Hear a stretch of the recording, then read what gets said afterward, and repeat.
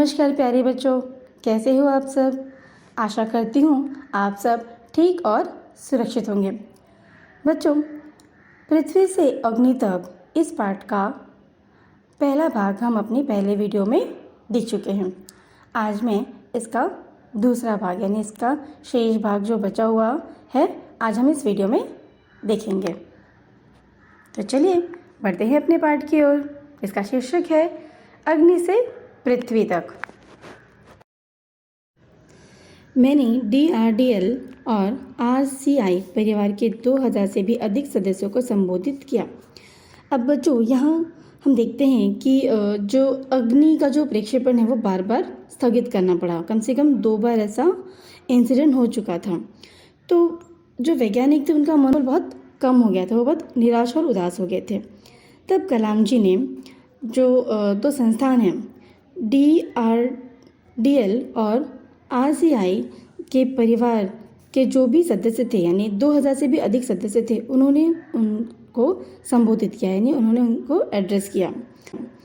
आगे कलाम जी कहते हैं कि बहुत मुश्किल से ही कभी किसी प्रयोगशाला या R&D संस्थान को देश में पहली बार अग्नि जैसी प्रणाली विकसित करने का अवसर मिलता है। मतलब कलाम जी कहते हैं कि ये जो अग्नि मिसाइल बनाने का जो हमें मौका मिला है वो बहुत ही कम लोगों को मिलता है। वो कहते हैं कि कोई प्रयोगशाला या फिर R&D संस्थान, ऐसे संस्थानों को ये पहली बार ऐसा अवसर मिला है। कौन सा अवसर? अग्नि मिसाइल बनाने का ये अवसर मिला है और हमें इसमें हार नहीं माननी चाहिए। वो कहते हैं ये महान अवसर हमें दिया गया है। मतलब ये जो अवसर है बहुत ही महान है, बहुत ही बड़ा है, यह अवसर हमें दिया गया है। तो हमें इस पर मिलजुल कर काम करना चाहिए। आगे कलाम जी कहते हैं, स्वाभाविक रूप से बड़े अवसर अपने साथ बराबर की चुनौतियाँ लेकर आते हैं। हमें हिम्मत नहीं हारनी चाहिए, समस्याओं को हमें हराने का मौका नहीं देना चाहिए। देश को हमसे सफलता से कम कुछ भी पाने का अधिकार नहीं है। आइए सफलता को लक्ष्य बनाएं। अब जो यहाँ कलाम जी कहते हैं कि यह बहुत ही स्वाभाविक सी बात है कि अगर हमारे पास कुछ बड़े अवसर आते हैं यानी कुछ बड़ा मौका आता है तो उसके साथ बहुत सारी चुनौतियाँ भी रहती है। यानी जितना बड़ा काम उतनी बड़ी समस्याएं, उतनी ही बड़ी चुनौतियाँ हमें मिलती है। तो ये कोई बड़ी बात नहीं है, ये नेचर है। इतना बड़ा अवसर हमें मिला है, अग्नि जैसा मिसाइल बनाने का अवसर हमें मिला है, तो उसमें उतनी बड़ी चुनौतियाँ यानी उतने बड़े चैलेंजेस भी हमें रहेंगे। कलाम जी कहते हैं कि हमें हिम्मत नहीं हारनी चाहिए, यानी हमें अपना मनोबल कम नहीं करना चाहिए। तो क्या हुआ, हमारा मिसाइल एक बार स्थगित हो गया, 2 बार स्थगित हो गया, कुछ तकनीकी खराबी वजह से हम फिर से कोशिश करेंगे, हम फिर से बनाएंगे। हमें इस समस्या को हराने का मौका नहीं देना चाहिए। कलाम जी कहते हैं कि जो समस्याएं आती हैं हमें क्या करना है, हमें उसे हराने का मौका नहीं देना है। हमें उस समस्या का समाधान किसी न किसी प्रकार से ढूंढना है। देश को हमसे सफलता से कम कुछ भी पाने का अधिकार नहीं है। कलाम जी अपने आप को मजबूती से रखकर कहते हैं कि हमारे देश को सिर्फ और सिर्फ सफलता ही चाहिए, मतलब इससे कुछ भी कम पाने का उसका अधिकार ही नहीं है। मतलब हमें क्या करना है, अपने देश को सिर्फ और सिर्फ जीत यानी विजय ही प्राप्त करने का ही अधिकार है। यानी हमेशा जीत इस शब्द का ही प्रयोग हम कर सकते हैं। हम असफल हुए ऐसा हमें नहीं करना है, हमें ये पूरी कोशिश करनी है। तो आइए सफलता को लक्ष्य बनाएं। कलाम जी कहते हैं कि हम अपने इस काम को अपना लक्ष्य बनाएं, अपना एम बनाएं और उसे पूरी लगन और परिश्रम से उसे पूरा करने की कोशिश करें। इस प्रकार से वे उन टीमों को संबोधित कर रहे थे। अपना संबोधन लगभग खत्म हो चुका था कि मैंने लोगों को कहते हुए पाया, मैं आपसे वादा करता हूँ महीने के खत्म होने के पहले ही अग्नि का कामयाबी से प्रक्षेपण करने के बाद ही हम वापस मिलेंगे।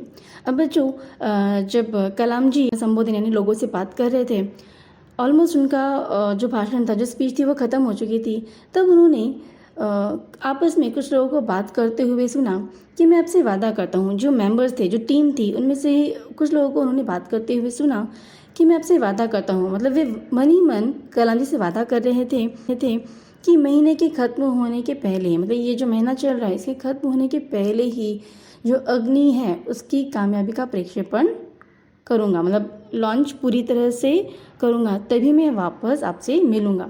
मतलब जो लोग थे वो अपने आप में विश्वास जगा रहे थे, अपने आप में ये प्रण रहे थे कि जब ये अग्नि का प्रक्षेपण पूरी तरह से सफल हो जाएगा तभी वे कलाम जी से मिलेंगे।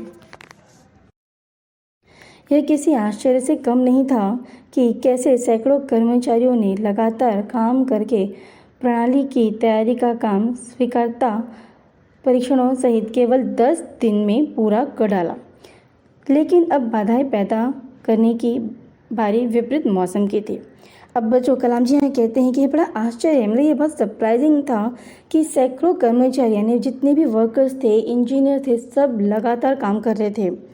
किस लिए? प्रणाली को ठीक करने के लिए। मतलब सभी मिलजुल कर दिन रात मेहनत करके उन्होंने 10 दिन के अंदर ही इसकी जो बाधाएं थी, जो भी इसमें बार बार तकनीकी खराबी आ रही थी, जो भी समस्याएं हो रही थी, फिर से उसे पूरा ठीक किया।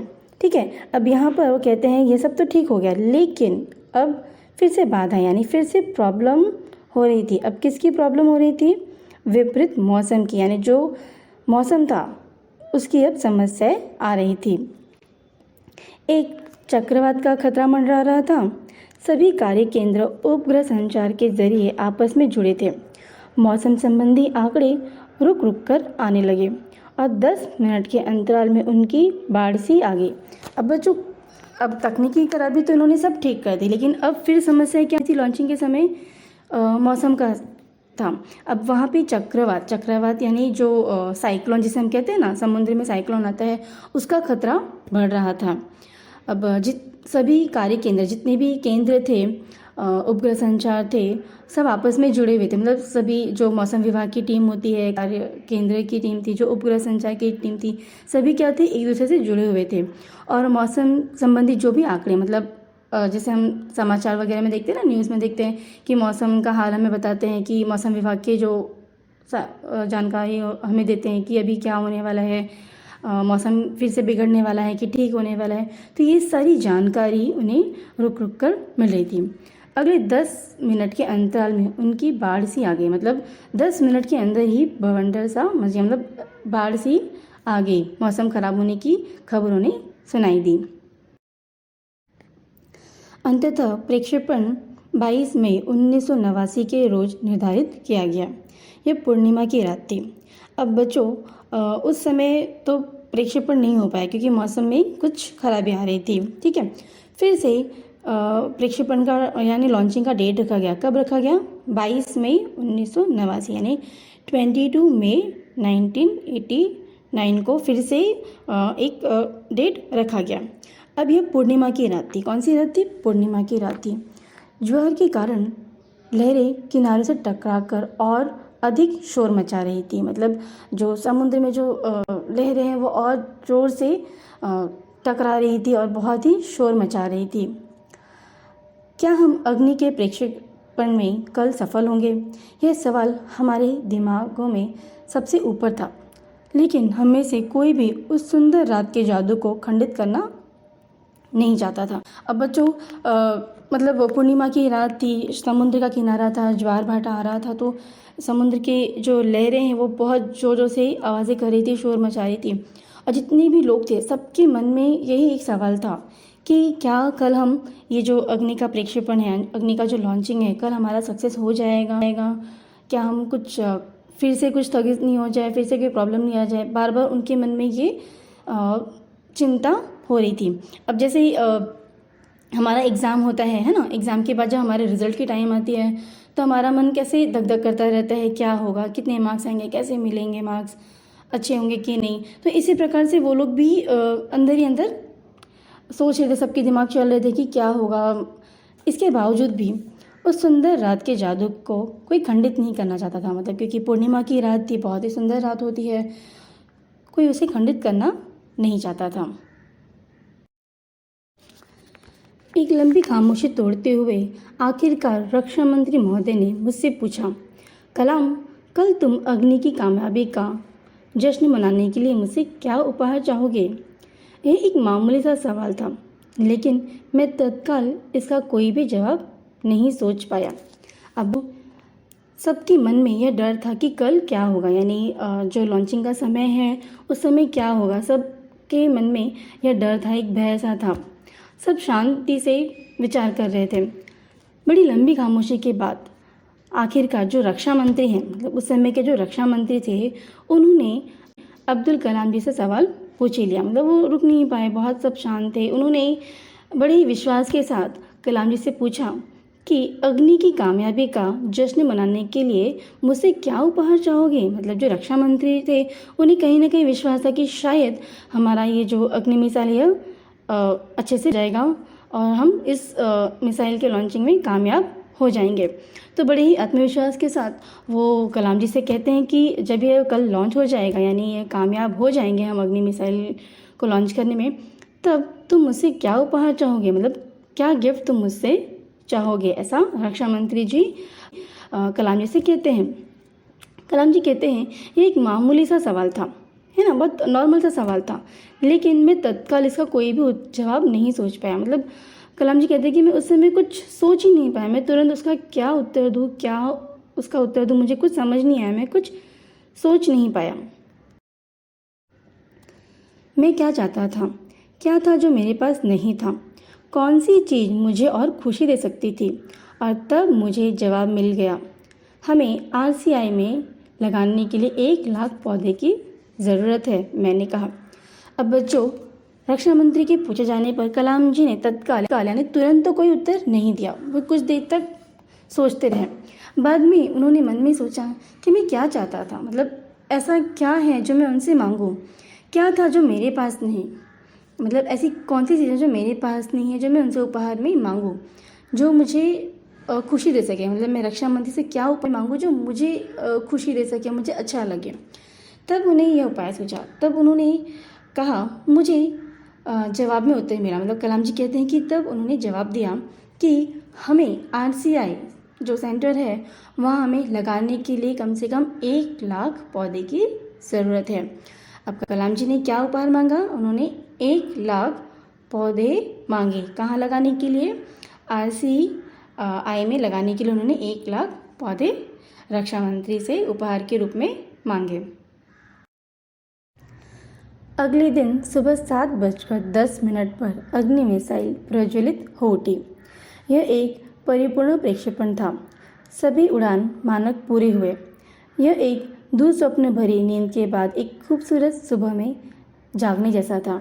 अब बच्चों, यहाँ कलाम जी कहते हैं कि अगले दिन यानी नेक्स्ट डे, दूसरे दिन सुबह 7:10 पर, कब, 7 o'clock को, ठीक है, सुबह 7:10 पर अग्नि मिसाइल प्रज्वलित हो उठी, यानी उस समय उसका लॉन्चिंग अच्छे से हो गया। यह एक परिपूर्ण प्रक्षेपण था। मतलब जो प्रक्षेपण हो रहा था, जो लॉन्चिंग हो रही थी, वो बहुत ही सफलतापूर्वक हुई।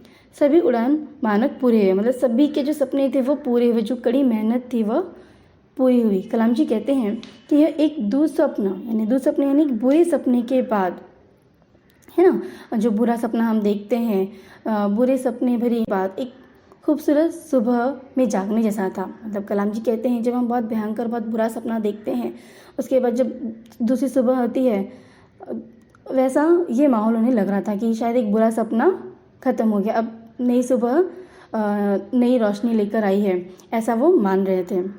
हम अनेक कार्य केंद्रों पर 5 साल की कड़ी मेहनत के बाद लॉन्च पैड पर आए थे। मतलब कलाम जी कहते हैं कि ये सब 5 साल के बाद जो लॉन्च पैड था वहाँ पर आए थे। पिछले 5 हफ्तों में गड़बड़ियों की एक श्रृंखला की अग्नि परीक्षा से गुजरते रहे थे। मतलब पिछले 5 हफ्तों में 5 वीक्स में जो गड़बड़ियाँ हो रही थी, गड़बड़ियाँ मतलब जो भी गलतियाँ हो रही थी अपनी मिसाइल्स बनाने में, कुछ ना कुछ कमी आ जाती थी। जब भी लॉन्चिंग का समय होता उसमें कोई ना कोई खराबी आ जाती, कभी कोई उपकरण काम नहीं करता, उसे होल्ड करना पड़ता, उसे स्थगित करना पड़ता। तो ऐसी 5 हफ्तों से बहुत सारी जो श्रृंखला यानी कि एक कतार सी लग गई थी, यानी एक के बाद कड़ी जिसे हम कह सकते हैं, एक के बाद कुछ न कुछ समस्या आ रही थी। तो कलाम जी कहते हैं वो हमारे लिए एक अग्नि परीक्षा थी, यानी बहुत ही कठिन परीक्षा से हम गुजर कर निकले हैं। अंततः हमने यह करके दिखा दिया। यह मेरे जीवन के महानतम क्षणों में से एक था। अब बच्चों, कलाम जी यहाँ चैन की सांस लेते हुए कहते हैं कि फाइनली हमने यह कर दिखाया। हमने मतलब वो पूरी टीम को क्रेडिट देते हैं कि ये सब ने मिलकर कर दिखाया। और ये उनके जीवन का मतलब कलाम जी के जीवन के महानतम क्षणों में से, मतलब जितने भी महत्वपूर्ण क्षण हैं, अच्छे क्षण हैं, पल हैं, उसमें से ये एक क्षण था। कौन सा? कि अग्नि को फाइनली उन्होंने अच्छे से लॉन्च कर दिया, वो सक्सेसफुली लॉन्च हो गई। सिर्फ 600 सेकेंड की भव्य उड़ान ने हमारी सारी थकान को एक पल में धो डाला। आगे कलाम जी कहते हैं कि जो इतनी दिनों से जो मेहनत चल रही थी, मतलब दिन रात सबने एक कर डाला, 500 से अधिक कर्मचारी थे उसमें, वैज्ञानिक थे, कर्मचारी थे, मतलब सबकी मेहनत थी उसमें। इतनी मेहनत, कड़ी मेहनत, किसी को नींद नहीं आती थी, सब बेचैन होते थे कि कब यह सक्सेस होगा। मतलब जब बार बार वह स्थगित होता था तो सब परेशान थे। फाइनली वो कहते हैं कि सिर्फ 600 सेकेंड की भव्य उड़ान, मतलब सिर्फ 600 सेकेंड की जो उड़ान थी उसमें उन सब की जो बरसों की जो थकान थी, सालों की जो थकान थी, वो एक पल में ही ख़त्म हो गई, है ना। जब हम किसी काम के लिए ठान लेते हैं, काम जब तक पूरा नहीं होता, हम दिन रात उसके लिए मेहनत करते हैं, और जब वो हमारा काम पूरा हो जाता है तो हमारी जो भी मेहनत, थकान है, हम उसे भूल जाते हैं। तो इस तरह से वो जो वैज्ञानिकों की, जो साइंटिस्टों की, सबकी जो थकान थी वो एक ही पल में ख़त्म हो गई। सालों की मेहनत का क्या शानदार नतीजा। मतलब कलाम जी कहते हैं कि इतने साल से जो मेहनत चल रही थी उसका बहुत ही सुंदर और अच्छा, शानदार यानी बहुत ही अच्छा उन्हें नतीजा, यानी उनका परिणाम बहुत ही अच्छा उन लोगों को मिला। तो चलिए बच्चों, अब हम इस पाठ का स्वाध्याय देखते हैं। निम्नलिखित वाक्य सही है या गलत लिखिए। पहला है, डॉक्टर कलाम ने रक्षा मंत्री से 10 लाख रुपए की मांग की। तो ये वाक्य क्या है? गलत। दूसरा है, अग्नि की उड़ान के लिए 600 सेकेंड का समय लगा। तो इसका उत्तर है सही। पृथ्वी उपग्रह 29 फरवरी 1927 को छोड़ा गया। तो इसका उत्तर है गलत। अगला है, अग्नि का प्रक्षेपण ठीक ढंग से न होने पर डॉक्टर कलाम जी की टीम के सदस्य बहुत खुश हुए। तो इसका उत्तर है गलत। अगला प्रश्न है, समस्या को हमें हराने का मौका नहीं देना चाहिए। इसका उत्तर है सही। ज्वार के कारण लहरें शोर मचा रही थी। तो इसका उत्तर है सही। अगला प्रश्न है, निम्नलिखित प्रश्नों के उत्तर एक वाक्य में लिखिए। पहला प्रश्न है, देश के रॉकेट विज्ञान के इतिहास में कौन सी युगांतकारी घटना हुई। तो इसका उत्तर है, पृथ्वी उपग्रह को अंतरिक्ष में छोड़ना देश के रॉकेट विज्ञान के इतिहास में युगांतकारी घटना हुई। दूसरा है, अग्नि टीम में कुल कितने वैज्ञानिक काम कर रहे थे। तो इसका उत्तर है, अग्नि टीम में कुल 500 वैज्ञानिक काम कर रहे थे। तीसरा प्रश्न है, डॉक्टर कलाम ने अपनी टीम के सदस्यों को किस हालत में पाया। तो इसका उत्तर है, डॉक्टर कलाम ने अपनी टीम के सदस्यों को सदमे और शोक की हालत में पाया। अगला प्रश्न है, प्रक्षेपण यान कहाँ खो गया था। तो इसका उत्तर है, प्रक्षेपण यान समुद्र में गिरकर कहीं खो गया था। अगला प्रश्न है, डॉक्टर कलाम व उनकी टीम को कौन सा महान अवसर दिया गया था। इसका उत्तर है, डॉक्टर कलाम व उनकी टीम को अग्नि जैसी प्रणाली विकसित करने का अवसर दिया गया था। अगला प्रश्न देखते हैं, निम्नलिखित शब्दों का शुद्ध रूप लिखिए। अब बच्चों, यहाँ पर जो कुछ शब्द दिए हैं वो अशुद्ध है, यानी उसमें कुछ न कुछ गलती है, ठीक है। हमें इसका शुद्ध रूप यहाँ पर लिखना है। तो चलिए देखते हैं इसका शुद्ध रूप कैसा होगा। अब पहला है पृथ्वी, तो इसका शुद्ध रूप क्या है? पृथ्वी। उसी प्रकार से स्वदेशी, इसका उत्तर है स्वदेशी। तीसरा है संगठन, तो इसका उत्तर है संगठन। अगला है सुरक्षा, तो इसका उत्तर है सुरक्षा। बच्चों, पृथ्वी से अग्नि तक इस पाठ के माध्यम से हमें बहुत ही अच्छे संदेश मिलते हैं कि मनुष्य के जीवन में मुसीबतें तो आती ही रहेंगी, है ना। यह मनुष्य जीवन है तो यहाँ मुसीबतें तो आती ही रहेंगी, लेकिन किंतु जीवन की राह में वही मनुष्य कामयाब होता है, मतलब वही मनुष्य आगे बढ़ता है जो जीवन की राह में आने वाले संकटों को रौंद कर आगे बढ़ता है। मतलब अपने लक्ष्य को वही मनुष्य प्राप्त करता है जो उसकी लाइफ में जो भी समस्या है, जो भी प्रॉब्लम, जो भी कठिनाई आती है, उसको रौंद कर मतलब उसका सामना कर कर आगे बढ़ता है।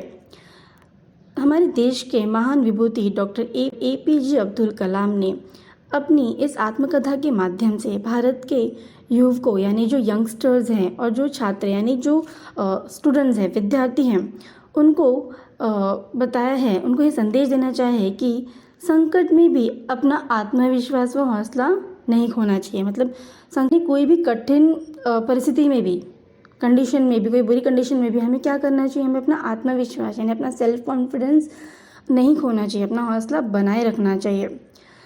अपना आत्मविश्वास व हौसला न खोकर भी अपने साथियों को साथ लेकर यानी अपने जो फ्रेंड्स हैं, अपने जो सहयोगी हैं, जो हमारे सहकर्मी, जो हमारे साथ काम करते हैं, उनका साथ लेकर हमें आगे बढ़ना चाहिए।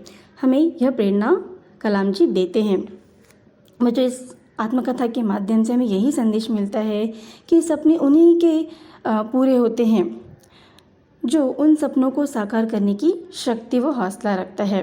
और कठिन परिश्रम व लगन के माध्यम से मनुष्य अपने लक्ष्य को प्राप्त करने की कोशिश करता है और ऐसे ही लोगों को उसका लक्ष्य प्राप्त होता है। बच्चों, आशा करती हूँ आपको यह पाठ समझ आया होगा। आप सभी से यह निवेदन है कि हमारे इस चैनल को अधिक से अधिक लाइक, कमेंट और सब्सक्राइब करें। धन्यवाद।